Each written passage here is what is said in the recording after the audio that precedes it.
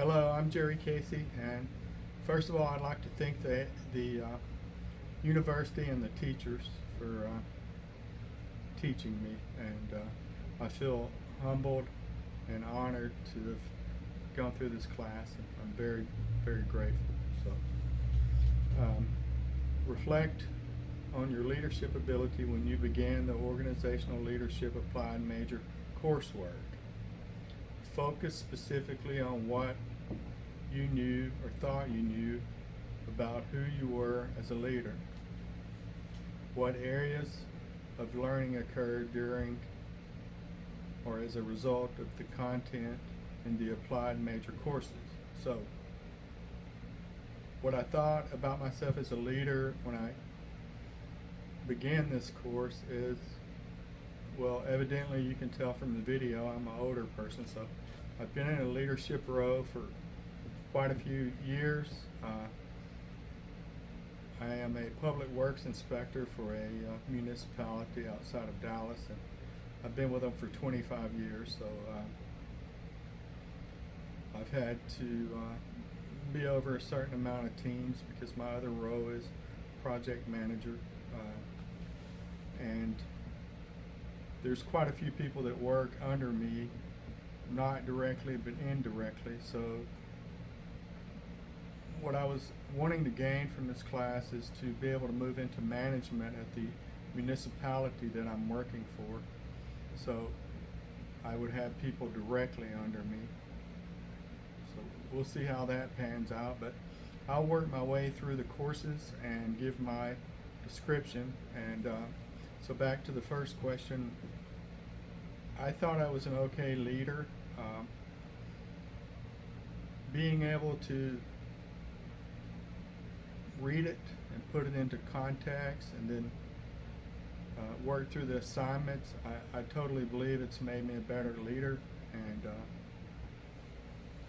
one preface that I would like to give right up front is that if you see me pause and think and pause for a moment, it's because I actually like to think about what I say before I say it.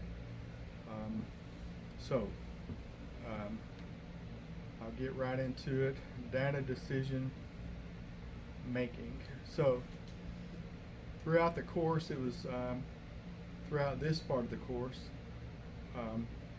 gathering data and then formulating it into a decision was a very eye-opening experience. I remember right from the get-go, one of the assignments, I compiled data and then we formulated it into some of the decisions that we would make. So I really enjoyed that class, and it came back into effect at the end of, near the end of my capstone, perhaps in capstone 1. So I honestly believe that I will use some of this moving forward. As most people, a lot of this course is going to have to resonate in my brain and come back out at a later time as I reflect on it and grow as a leader. So behavior, ethics, and leadership. That was a really good course for me. Over the years, I've been through situations where there's been ethnical type, racism type situations involved, and it's not a very good place to be. Not on my part, but through some of the workers around me. So I believe that that was a really good class, and I learned quite a few things working my way through it. And I definitely will bring some of those skills into play moving into the future. So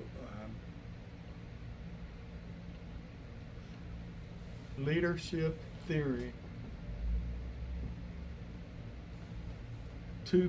this is a two-part term, and it focuses on leaderships within principles and practices of management of organizations. So it was interesting going back and studying and reading some of the forerunners that thought up these theories and then put them down in writing and began teaching them. Again, this is something that I'll have to marinate on and reflect upon and probably reference back on in my journey forward if I need to revisit some of this and pull it back up and use it in my journey moving forward. Leading change. So this was one of the best classes, I believe, because throughout my career I have seen changes as far as, I've been with my job for 25 years. So the team that I started out with was probably about 15 people, and I would say that after 25 years, nobody from the team that I started out with are still working with me because of either termination, which that was very rare, retirement, which is really very common, and then or illnesses or death. So there's been a lot of change throughout my career, and in fact my boss recently retired, and I knew he was going to retire coming into this class. Actually, I knew a couple years ago. So at one point in time we hired new people, and I wanted to kind of implement change even though I was not in a supervisory role over the people that work for the city that I work for. So I put myself in a vicarious situation by taking that on and not really knowing how to do it properly, and quite frankly not being authorized. So doing that probably made the new people coming in look at me as if though I was trying to be a pseudo boss. So the reason I'm going into depth about this is because throughout this organizational leadership course, one of the things that resonated the most, and one of the things that kind of pinged, and it was like an OIC moment, was the leading change, and some of the things that I had learned about making management change, and some of my assignments that I wrote were directly based on that situation that I had recently went through, and how that could have been handled better and could be handled better moving forward if in fact I am hired for that role there as a leader in our office. So I actually strategically worked through how I would put this change into effect, what needed to be changed, who were the major players, what role, what organization, how would it look, what was the plan. So I was able to basically implement a plan on paper, think it out, put it on paper, and work through what I would do if in fact after I earn my degree, and if in fact I am hired for that position, how I would make changes. So me as a leader, I've always wanted to be humble and be a likable leader. So being an inspector for a city, you have to tell people to redo stuff. You have to be the bad guy, kind of like a cop, so to speak. So being an inspector is a difficult job because you have to maintain an imaginary line between the relationship you have with contractors their employees, superintendents, project managers, because at any given point you might have to tell them that they're doing something wrong and redo it. So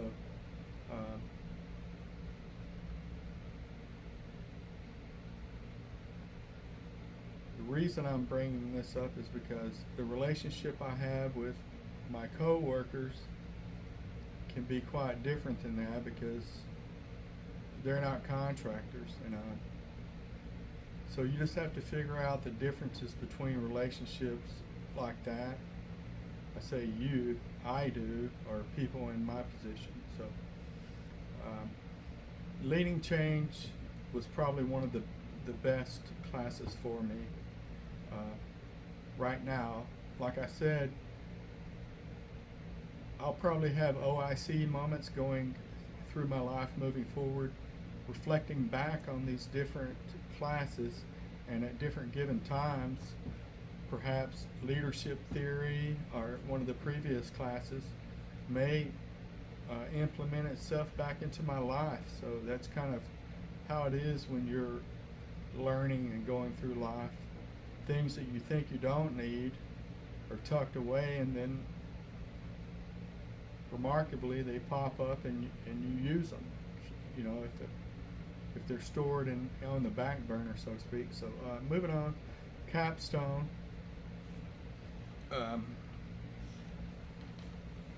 So reflecting back on the capstone, one of my last professors on capstone 1 was Professor Vaughn, Dr. Vaughn, and I really enjoyed. I had him in 2 classes, and he made me continue to go back and fix up and clean up my assignment, and I really was grateful for that, because it made me focus and learn. So and then moving into capstone 2, the same can be said with my current professor. She just didn't accept my first work and made me go back and clean it up, and really work hard to earn the grade that I needed moving forward. So I'll be the first to realize that I'm never going to be a Pulitzer Prize winner in writing and a English scholar or anything like that, but given the fact where I came from and where I'm at now, I believe that I've accomplished a lot as far as being able to write and being halfway decent. So I'm not going to be too hard on myself about that. So describe yourself as a leader now. I think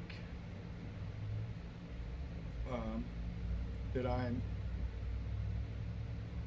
beginning the journey to begin changing and becoming a better leader, because now I have these tools in my tool belt that I can reflect back on, and not just at A&M, all the way back, into my first degree in construction management, and then my second degree in arts, and then this degree in organizational leadership. So all of this has been tools, and it's really the main thing that I've learned from this whole experience is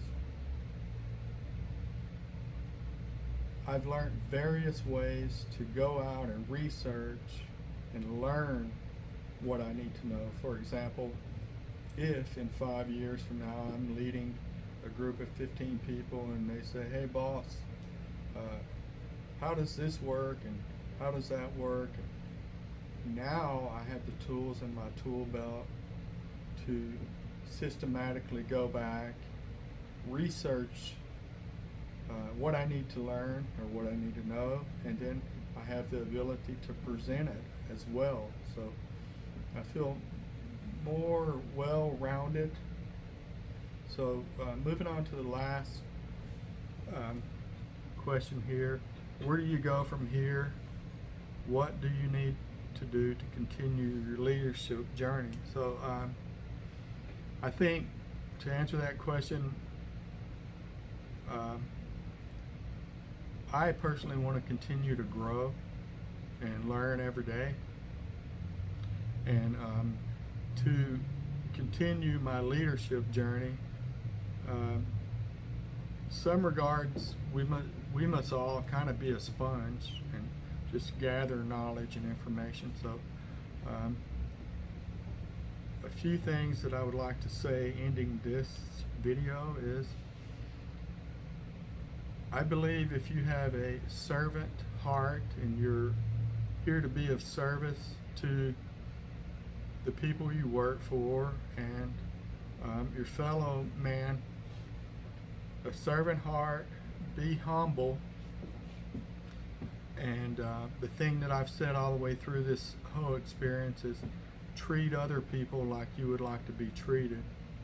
If you can remember 2 or 3 of those things, servant heart, humility, hard work, treat other people like you'd like to be treated, I think you can't go wrong. But anyway, thank you for this class, and happy holidays, and have a Merry Christmas. Thank you.